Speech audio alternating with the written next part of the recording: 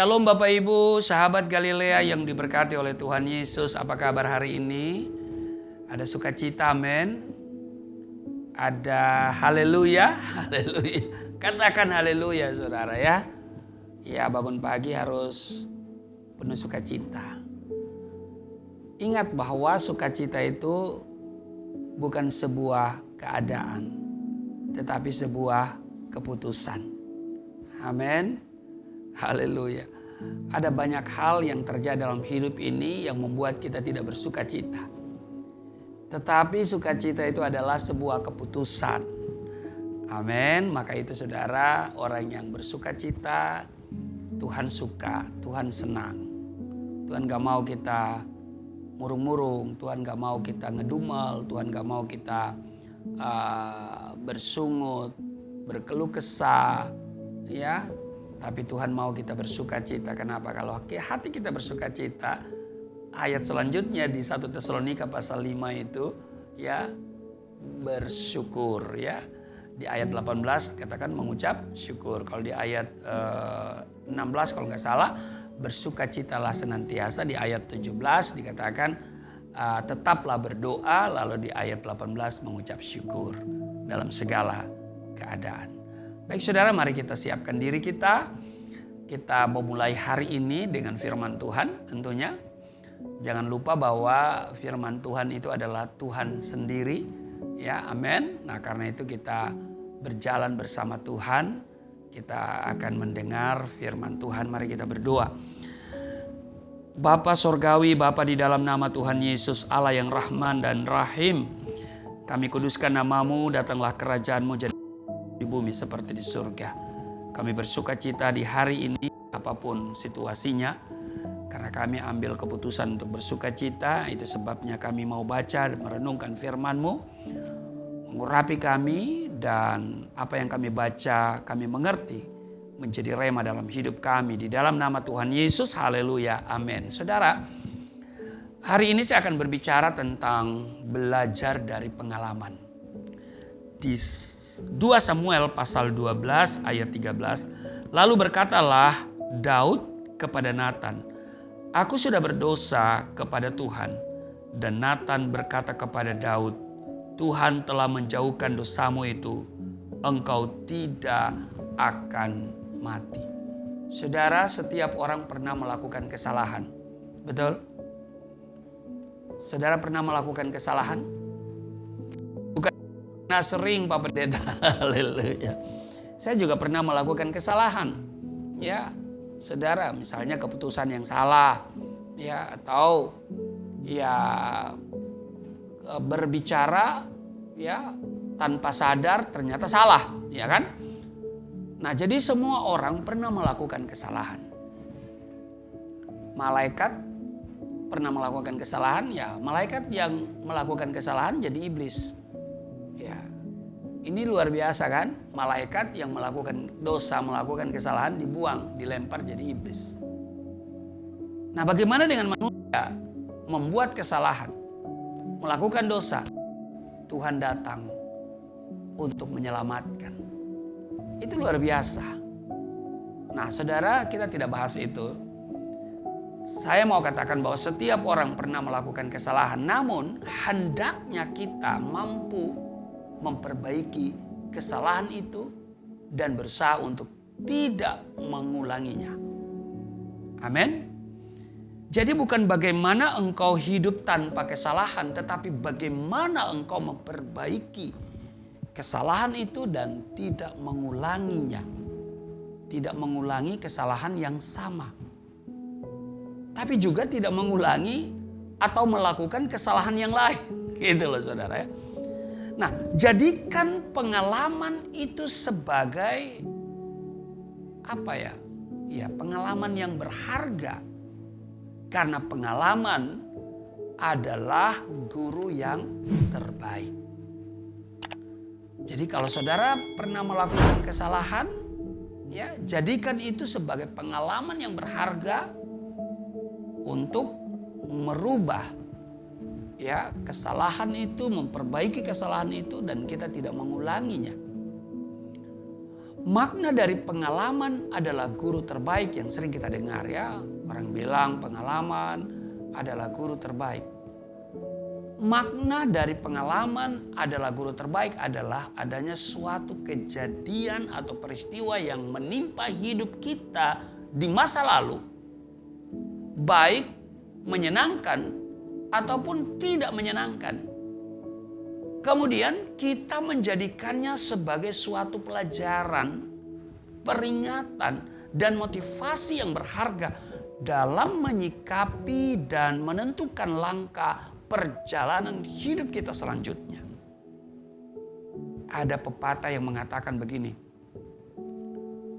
keledai akan terperosok ke lubang yang sama.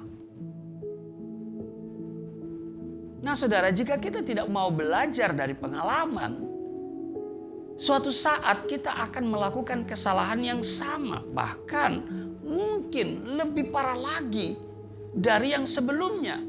Dan itu justru akan membawa kita kepada kehancuran. Saudara, hal ini pernah terjadi dalam kehidupan seorang raja bernama Daud. Ia jatuh dalam dosa perzinahan dengan Batseba. Kita tahu bersama ya. Padahal Batseba adalah istri Uria, panglima perangnya sendiri. Saudara baca di dalam 2 Samuel itu pasal 11 ya. Daud dan Batseba. Apa yang dilakukan Daud ini adalah suatu kekejian di mata Tuhan. Dan serapat-rapatnya Daud menyimpan dosa di depan manusia. Di hadapan Tuhan semua itu terbuka jelas. Di dalam Ibrani pasal 4 ayat 13 di sana dikatakan, dan tidak ada sesuatu makhluk pun yang tersembunyi di hadapannya, sebab segala sesuatu telanjang dan terbuka di depan mata Dia, yang kepadanya kita harus memberikan pertanggungan jawab. Saudara, sahabat Galilea yang diberkati oleh Tuhan Yesus, Tuhan tidak tinggal diam sehingga Ia mengutus Nathan ya untuk menegur dan memperingatkan Daud. Akhirnya Daud menyesal dan Tuhan pun mengampuni kesalahannya. Namun setiap dosa selalu membawa konsekuensi. Ini sudah harus ingat ya.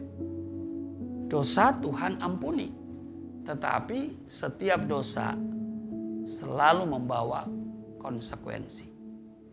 Di 2 Samuel pasalnya yang ke-12, kalau kita lihat di ayat 14, tadi kan kita baca ayat 13 ya. Di ayat 14 dikatakan begini, walaupun demikian karena engkau dengan perbuatan ini telah sangat menista Tuhan, pastilah anak yang lahir bagimu itu akan mati. Jadi berita menarik di ayat 13 ya. Lalu berkatalah Daud kepada Nathan, aku sudah berdosa kepada Tuhan. Dan Nathan berkata kepada Daud, Tuhan telah menjauhkan dosamu itu. Artinya Tuhan melupakan.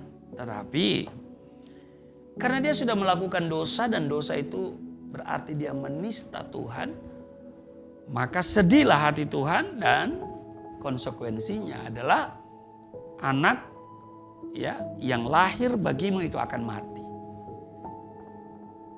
Saudara, pengalaman Daud kiranya menjadi guru terbaik bagi kita semua. Karena belajar dari pengalaman orang lain juga adalah cara yang paling mudah dan efisien.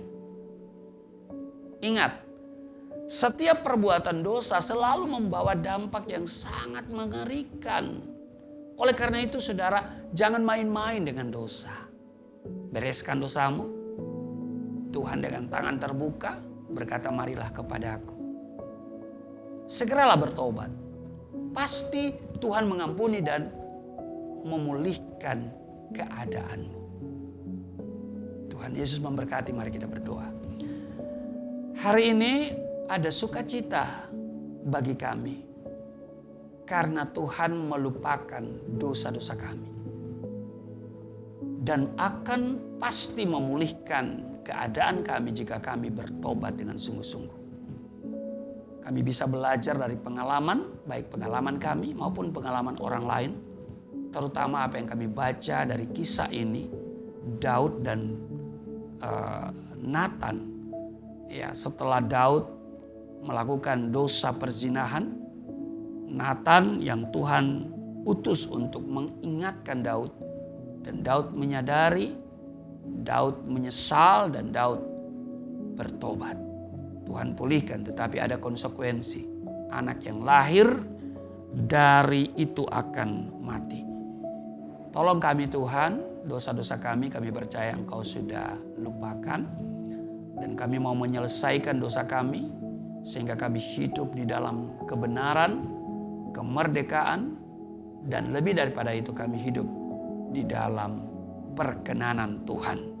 Terpujilah Engkau, berkati seluruh sahabat Galilea, seluruh subscriber Galilea Network. Hamba tidak henti-hentinya berdoa untuk mereka. Tuhan pulihkan ekonomi, rumah tangga, pekerjaan, usaha, bisnis yang mereka lakukan. Tuhan berkati sehat sempurna mereka. Yang berhari ulang tahun, Tuhan tambahkan umur panjang. Tuhan tambahkan berkat, damai, sejahtera, sukacita dalam hidup mereka. Terima kasih Tuhan. Di dalam nama Tuhan Yesus, haleluya, amin.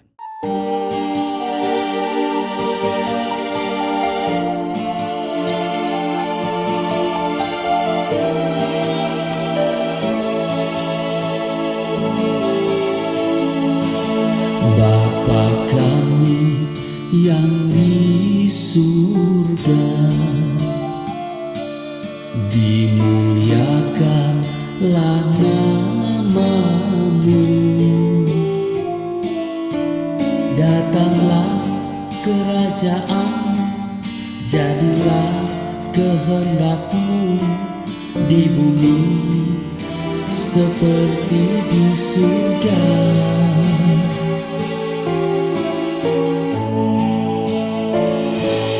Berikanlah kepada kami makanan yang secukupnya. Ampunilah dosa kami seperti kami mengampuni orang yang bersalah pada kami.